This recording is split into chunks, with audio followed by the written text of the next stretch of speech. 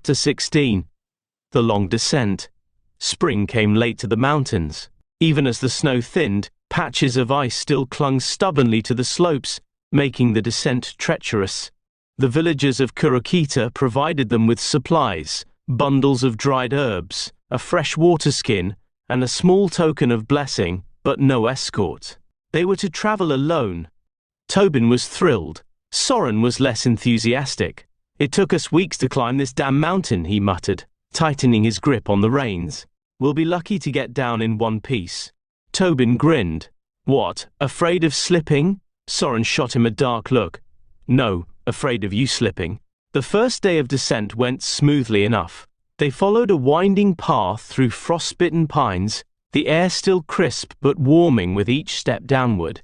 Kip bounded ahead, his tail wagging, blissfully unaware of the danger that one wrong step could send him tumbling down the cliffs. Then came the second day.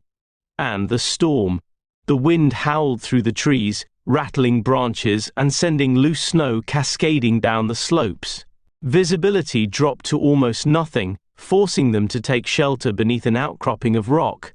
"This is stupid," Tobin grumbled, pulling his cloak tighter. Soren exhaled, watching his breath form mist in the freezing air. "We'll move when it's safe." "Safe is not here," Tobin muttered, and then, crack. A deep shuddering groan echoed through the cliffs above them. Soren didn't hesitate. "Move!" The avalanche came down like the sky itself was collapsing. Snow roared past them, a wall of white swallowing the path they had just stood on. Tobin barely managed to scramble forward before it buried their former shelter.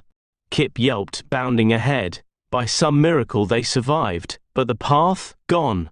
"We are so lost," Tobin said, shaking snow from his hair. Soren closed his eyes, exhaled through his nose, and fought the urge to strangle his brother.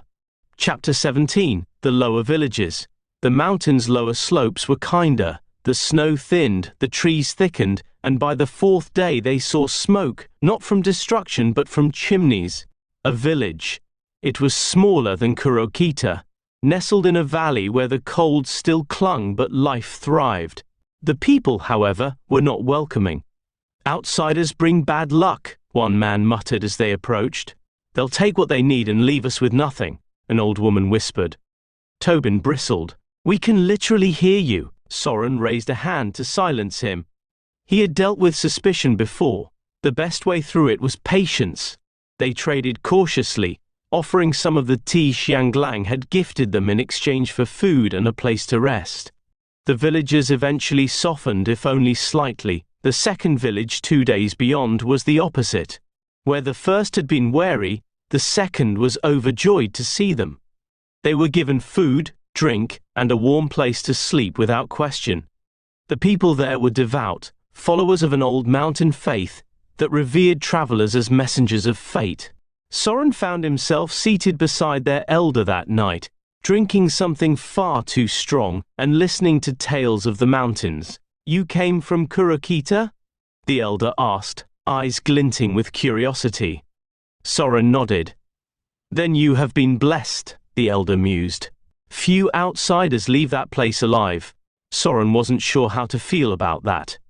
By the time they departed, their packs were fuller than when they arrived. Fresh provisions, wool blankets, and even a bundle of smoked meat, which Tobin nearly cried over. Their next destination lay beyond the valley.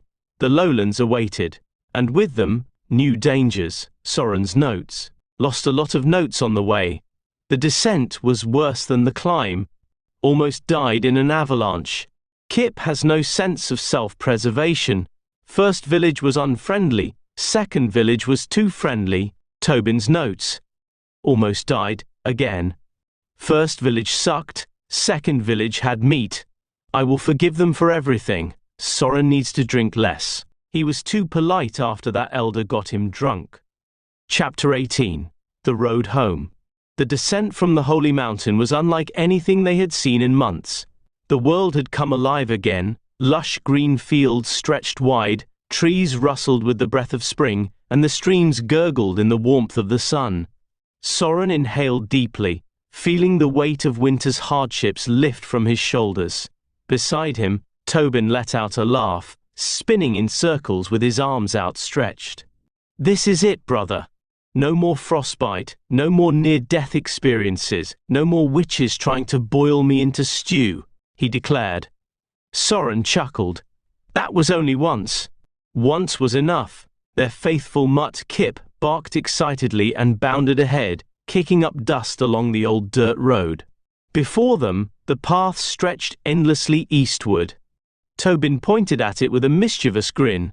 "Not going that way, are we?" Soren hesitated. A part of him longed to turn back to see Bu Nathal one last time, to taste its sweet wines and warm bread. But the journey home called, and he wasn't about to get sidetracked again. "No," he said, trying to shake the wistfulness from his tone. "Northwest it is." Tobin groaned dramatically. "Home is so boring. Maybe we could take a tiny detour, just a little one. A small adventure even." Soren shook his head, amused. "No more detours. We're going home." As they walked, Tobin resumed his usual antics, poking Soren's ribs, dangling twigs in front of Kip's face, and dramatically reenacting their near-death experiences for an audience of absolutely no one. Soren was so content to be in warm weather again that he let it slide.